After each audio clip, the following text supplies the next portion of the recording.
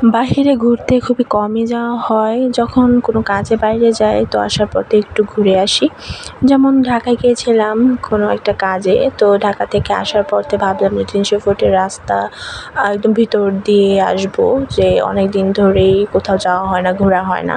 তো আমরা আসার পথে পূর্বাঞ্চলের ভিতরের রাস্তা দিয়ে আসতেছিলাম। তো এই রাস্তা দিয়ে আমি ফার্স্ট টাইম আসছি।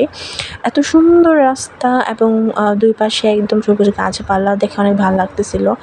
আর হচ্ছে প্রত্যেকটা রাস্তার মোড়ে এরকম একটা ছোট ছোট চায়ের দোকান রয়েছে, যেখানে তারা নিজেদের গাছ থেকে পেড়ে একদম ফ্রেশ কলাগুলো বিক্রি করে, ফরমালিন ছাড়া ফ্রেশ কলা। আর আমার মেয়ে কলা খাচ্ছিল আর তার মামার সাথে একটু দুষ্টামি করতেছিল। অনেকদিন পর তার মামার সাথে সে দেখা করছে, তো তার মামার সাথে একটু টাইম স্পেন্ড করতেছিল। তো আমিও এখানে বসে বসে কলা খাচ্ছিলাম। আর হচ্ছে এখানে রং চা ছিল, রং চা আদা দিয়ে ভাল লাগতেছিল। মাথার উপরে কিন্তু প্রচণ্ড রোদ ছিল, গরম, কিন্তু তারপরেও এত সুন্দর বাতাস এখানে, যা বাতাসের কারণে গরমটা ফিল হচ্ছিল না।